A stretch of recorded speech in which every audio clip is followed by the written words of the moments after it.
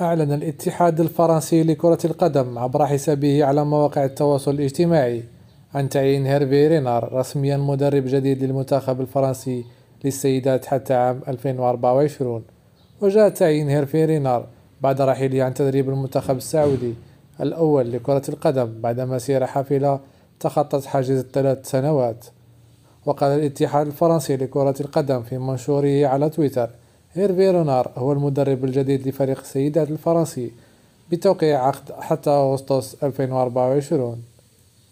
وتولى رينار قيادة الأخضر في العام 2019 وقاده لكأس العالم 2022 بعد تصدره لمجموعته، كما حقق معه فوزا تاريخيا على الأرجنتين في دور المجموعات بمونديال قطر.